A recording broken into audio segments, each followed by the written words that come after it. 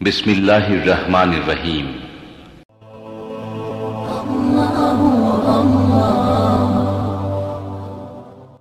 তওবা করব কার কাছে? দুনিয়ার দল করছি, জীবনের দুনিয়ার দল করব না। দল করব কার? আরো জোরে, আরো জোরে। আল্লাহর দল করতে হবে, দুনিয়ার কোনো দল করা যাবে না। দুনিয়ার দল করবেন তো মরবেন একদম। ও যাবে জাহান্নামে, আপনিও যাবেন জাহান্নামে। আমি কিন্তু আমার কথা বলছি না, কোরআন থেকে বলছি। যারা দুনিয়ার আইনকে প্রতিষ্ঠা করতে চায় তারা বেঈমান। যারা দুনিয়ার আইনকে প্রতিষ্ঠার জন্য সংগ্রাম করে তারা কি ইমানদার না বেঈমান? বেঈমান তারা, তাদের ঈমান নাই। নামাজ পড়ুক, রোজা রাখুক, হজ করুক, যাকাত দিক, যারা দুনিয়ার আইন চাবে তারা ঈমানদার নয়, তারা বেঈমান, বেঈমান, বেঈমান। দল করব ব্যক্তির না নবীর? আরো জোরে বলেন। দল করব ব্যক্তির না আল্লাহর? বাস, আল্লাহর দল, নবীর দল, এই দল ছাড়া কোনো দল করা যাবে না। এবং আল্লাহ তাআলার একদম স্পষ্ট বক্তব্য, ইয়াওমা নাদউ কুল্লা উনাসিম বিইমামিহিম, কিয়ামতের দিন প্রত্যেক ব্যক্তিকে তার নেতা সহ ডাকা হবে। কোন ব্যক্তিকে একা তোলা হবে না, সেদিন প্রত্যেক ব্যক্তিকে তার নেতা সহ ডাকা হবে। এই দেশে বেনামাজি নেতা আছে না নাই? আছে না? বলেন আছে না? আছে না? আমরা বহু বেনামাজি নেতা দেখেছি। এবং আমার দেশে স্বাধীনতার পর থেকে নিয়ে ৭১ থেকে নিয়ে এই ২০২৫ সাল পর্যন্ত এই ৫৪ বছরে বহু সরকার আসছে গেছে, কেউ কি আল্লাহর আইন প্রতিষ্ঠা করেছে? বলেন বলেন বলেন বলেন। মিনিমাম নামাজের আইনটুকু তারা পাশ করেছে? পাশ করেছে মদের আইন, পাশ করেছে জেনার আইন, জেনার লাইসেন্স দিয়েছে, জেনার লাইসেন্স, মদের লাইসেন্স দিয়েছে, সেন্সর বোর্ড অশ্লীল সিনেমার অনুমোদন দিয়েছে। নামাজ ভিত্তিক একটা আইন সংসদে কেউ পাশ করতে পারে নাই, অথচ সবার নামের আগে মুহাম্মদ লাগানো। প্রত্যেকটা মানুষের জন্ম হলো মুসলিম পরিবারে। তাহলে মুসলিম পরিবারে জন্ম নিলে মুসলমান হওয়া যায় না, ইসলামওয়ালা হওয়া যায় না, ইসলাম মান্যওয়ালা হওয়া যায় না। এর জন্য থাকতে হবে চূড়ান্ত মুজাহাদা। কারো দল করব না, দল করে যাব কার? আসতে বলবেন না, কার? এই ৫৪ বছরে দেশের বৃহত্তম ৪টি দলের ভিতরে ৩টি দলই দেশ শাসন করেছে। কেউ ২৫ বছর, কেউ ১৬ বছর, কেউ ৯ বছর। আমার কথা কি বুঝতেছেন? সব দেখা শেষ। আমি সুস্পষ্ট ভাষায় জানিয়ে দিতে চাই, আগামীর দেশ আমরা দেখতে চাই আমাদের কোরআনের বাংলাদেশ। কোরআন কাদের কিতাব? আমাদের কিতাব। বলেন, কোরআন কাদের কিতাব? কে দিয়েছেন? বলেন, কে দিয়েছেন? আল্লাহ দিয়েছেন। আমরা দল মত নির্বিশেষে ফরিদপুরের থানাপাড়ার এই প্ল্যাটফর্ম থেকে সুস্পষ্ট ভাষায় জানান দিতে চাই, প্রযুক্তির কল্যাণে গোটা পৃথিবীর মুসলিম উম্মাকে সামনে রেখে বলতে চাই, ব্যর্থতা আসবে না, পরাজয় আসবে না, হতাশা আসবে না, বিশৃঙ্খলা থাকবে না। বারাকাতিন মিনাস সামাই ওয়াল আরদ, আসমান জমিনের সমস্ত রহমতের দরজা আল্লাহ পাক ওপেন করে দিবেন যদি আমরা এই জমিনে কোরআনের আইনকে প্রতিষ্ঠা করতে পারি।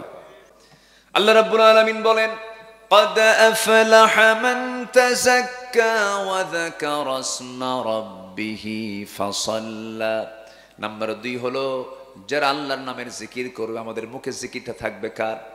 আসতে বলেন, জিকিরটা থাকবে কার? এই জিহ্বাটা ভিজায় রেখেছেন যিনি, তিনি আমার কে? বলেন, আল্লাহ তাআলা। আমি কষ্ট দিচ্ছি আপনাদেরকে, আমি উঠেছি অসময়ে, তো অনেক রাত হয়ে গেছে। আমার মনে হয় শেষ করলে ভালো হয় নাকি? আলোচনা চালাবো, কিন্তু কিছু কিছু ভাই তো উঠা বসা করতেছেন, যাচ্ছেন। একটু মনোযোগ দেন। আমি জাস্ট একটা পয়েন্ট আকারে আমি কথাগুলো বলে শেষ করে দেওয়ার চেষ্টা করছি। সম্মানিত ভাইয়েরা, সম্মানিত বন্ধুগণ, আমরা যে কথা বলি, এই যে আমি কথা বলছি, জিহ্বা নড়তেছে ভিতরে, আমার জিহ্বাটা কি শুকনা না ভিজানো? বলেন বলেন বলেন, শুকনো না ভিজা? রোজার মাসে বিকেল বেলা কি হয়? বলেন, কি হয়ে যায়? একটু শুকায়া যায়, তারপরে মুখের একটা গন্ধ চলে আসে। এই যে সার্বক্ষণিক আল্লাহ তাআলা আমার জিহ্বার চতুর্দিকে ভিজায় রেখেছেন লালা দিয়ে, এই লালাটার কোনো স্বাদ আছে? বলেন, লালার কিন্তু কোনো স্বাদ নাই। এটাকে তিতাও বলতে পারবেন না, মিষ্টিও বলতে পারবেন না, কোনো স্বাদ নাই। যদি এই লালার যদি স্বাদ থাকতো, তাহলে পৃথিবীর কোনো খাবারের মধ্যে আপনি স্বাদ খুঁজে পেতেন না। যেরকম সুবহানাল্লাহ, এই লালাটা দিয়েছেন বান্দা, তুমি যেন ভালো করে কথা বলতে পারো, ভালো করে যেন প্রত্যেকটা খাবারের স্বাদ নিতে পারো। সুবহানাল্লাহ বলবেন না? তাহলে যে আল্লাহ তাআলা আমার 24 ঘন্টা আমার মুখের মধ্যে লালা তৈরি করে দিয়ে আমার খাবারে আমার কথায় যিনি সচল রেখেছেন আমার এই জিহবা যিনি আমাকে ভিজায় রেখেছেন, সবার আগে জিকির হবে। কার জিকির? ওয়াযাকারা ইসমা রাব্বিহি ফাসাল্লা।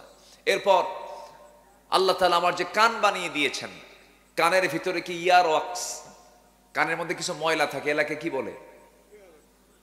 কি বলে? খোল। খোল আবার কি? খোল তো যে গরুকে খাবার খাওয়ায় যেটা, খোল। কানের কি? কানেরও খোল। কামসারসা, আচ্ছা, কানের খোল অর্থাৎ ইয়ার ওয়াক্স। এটা যে কানের ভিতরে যে ময়লাটা থাকে, এই ময়লাটা দরকার আছে না নাই বলেন তো? আচ্ছা, এই ময়লাটা কখনো আপনার স্বাদ নিয়েছেন কিনা? এটা কি মিষ্টি না তিতা? হ্যাঁ, একজন কিছু ভটকা, এটা তিক্ত, এটা তিক্ততা, এটার মধ্যে কোনো মিষ্টি নাই। যদি এটা তিক্ততা না হতো তাহলে রাতের আধারে আপনি ঘুমিয়ে পড়েছেন, ঘুম মানে কি মরা, আল্লাহুম্মা বিসমিকা আমুত, মরে গেলাম। আপনি যখন ঘুমায় পড়লেন সেই সময় আপনার ওই কানের যদি ইয়ারক্স যদি মিষ্টি হতো, তিক্ততা না হয়ে যদি মিষ্টতা আসতো, তাহলে সব পিঁপড়াগুলো জমা হতো কোথায়? মিষ্টি আছে যেখানে পিঁপড়া যায় সেখানে সব পিঁপড়া জমা হতো কোথায়? কানে। বলেন তো, কোন রাতকে আপনি ঘুমাতে পারতেন?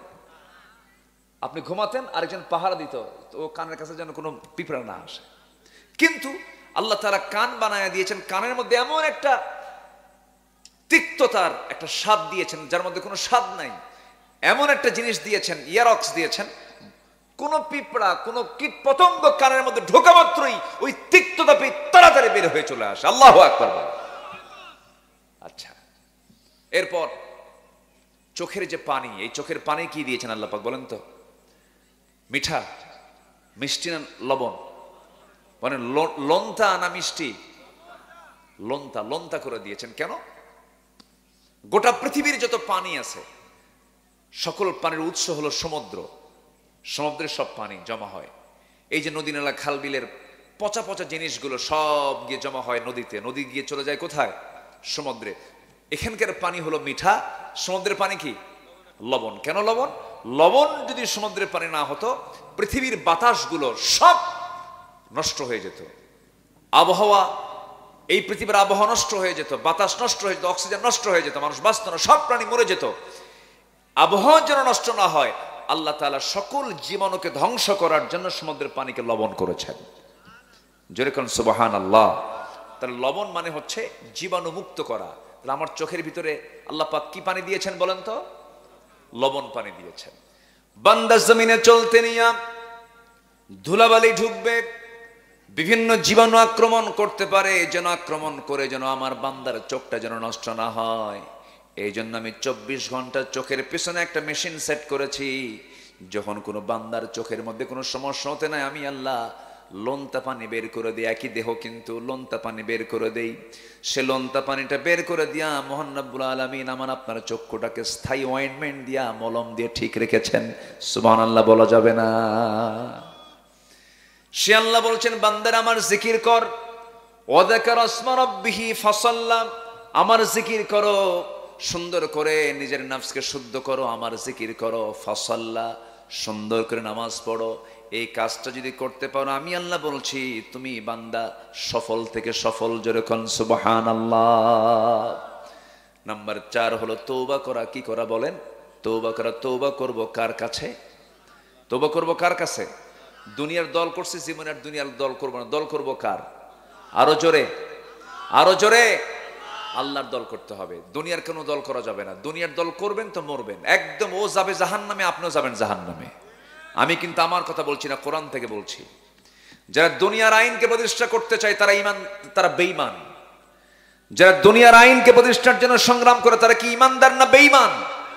বেঈমান তারা, তাদের ঈমান নাই। নামাজ পড়ুক, রোজা রাখুক, হজ করুক, যাকাত দিক, যারা দুনিয়ার আইন চাবে তারা ঈমানদার নয়, তারা বেঈমান, বেঈমান, বেঈমান। কথা ক্লিয়ার? আল্লাহ বলছেন, ওমাই ইয়াবতাগি গায়রাল ইসলামি দীনান ফালান ইউকবালা মিনহু ওয়া হুয়া ফিল আখিরাতি মিনাল খাসিরিন। ক্লিয়ার কথা এখানে। দল করব ব্যক্তির না নবীর? আরো জোরে বলেন। দল করব ব্যক্তির না আল্লাহর? বাস, আল্লাহর দল, নবীর দল, এই দল ছাড়া কোনো দল করা যাবে না। সেই দলের নাম হবে ইসলাম। সেই দলের নাম কি হবে? আরো জোরে, আরো জোরে। তাহলে সফল হওয়ার জন্য আল্লাহ পাক বলেছেন খাঁটি মনে তওবা করো। তওবা নাকি ফিরে আসো। বাম দল করছো, ডান দলে আসো। বেনামাজি নেতার নেতৃত্ব মানছো, নামাজি নেতার নেতৃত্ব মানো। যে নেতার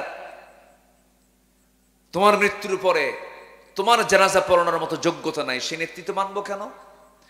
এবং আল্লাহ তাআলার একদম স্পষ্ট বক্তব্য, ইয়াওমা নাদউ কুল্লা উনাসিম বিইমামিহিম, কিয়ামতের দিন প্রত্যেক ব্যক্তিকে তার নেতা সহ ডাকা হবে। কোন ব্যক্তিকে একা তোলা হবে না, সেদিন প্রত্যেক ব্যক্তিকে তার নেতা সহ ডাকা হবে। এই দেশে বেনামাজি নেতা আছে না নাই? আছে না? বলেন আছে না? আছে না? আমরা বহু বেনামাজি নেতা দেখেছি। এবং আমার দেশে স্বাধীনতার পর থেকে নিয়ে ৭১ থেকে নিয়ে এই ২০২৫ সাল পর্যন্ত এই ৫৪ বছরে বহু সরকার আসছে গেছে, কেউ কি আল্লাহর আইন প্রতিষ্ঠা করেছে? বলেন বলেন বলেন বলেন। মিনিমাম নামাজের আইনটুকু তারা পাশ করেছে? পাশ করেছে মদের আইন, পাশ করেছে জেনার আইন, জেনার লাইসেন্স দিয়েছে, জেনার লাইসেন্স, মদের লাইসেন্স দিয়েছে, সেন্সর বোর্ড অশ্লীল সিনেমার অনুমোদন দিয়েছে। নামাজ ভিত্তিক একটা আইন সংসদে কেউ পাশ করতে পারে নাই, অথচ সবার নামের আগে মুহাম্মদ লাগানো। প্রত্যেকটা মানুষের জন্ম হলো মুসলিম পরিবারে। তাহলে মুসলিম পরিবারে জন্ম নিলেই মুসলমান হওয়া যায় না, ইসলামওয়ালা হওয়া যায় না, ইসলাম মান্যওয়ালা হওয়া যায় না। এর জন্য থাকতে হবে চূড়ান্ত মুজাহাদা। কারো দল করব না, দল করে যাব কার? আসতে বলবেন না, কার? এই ৫৪ বছরে দেশের বৃহত্তম ৪টি দলের ভিতরে ৩টি দলই দেশ শাসন করেছে। কেউ ২৫ বছর, কেউ ১৬ বছর, কেউ ৯ বছর। আমার কথা কি বুঝতেছেন? সব দেখা শেষ। আমি সুস্পষ্ট ভাষায় জানিয়ে দিতে চাই, আগামীর দেশ আমরা দেখতে চাই আমাদের কোরআনের বাংলাদেশ। কোরআন কাদের কিতাব? আমাদের কিতাব। বলেন কোরআন কাদের কিতাব? কে দিয়েছেন? বলেন কে দিয়েছেন? আল্লাহ দিয়েছেন। আমরা দল মত নির্বিশেষে ফরিদপুরের থানাপাড়ার এই প্ল্যাটফর্ম থেকে সুস্পষ্ট ভাষায় জানান দিতে চাই, প্রযুক্তির কল্যাণে গোটা পৃথিবীর মুসলিম উম্মাকে সামনে রেখে বলতে চাই, ব্যর্থতা আসবে না, পরাজয় আসবে না, হতাশা আসবে না, বিশৃঙ্খলা থাকবে না। বারাকাতিন মিনাস সামাই ওয়াল আরদ, আসমান জমিনের সমস্ত রহমতের দরজা আল্লাহ পাক ওপেন করে দিবেন যদি আমরা এই জমিনে কোরআনের আইনকে প্রতিষ্ঠা করতে পারি। প্রতিষ্ঠা হোক, সবাই কি চান? السلام عليك يا حبيبي يا نبي الله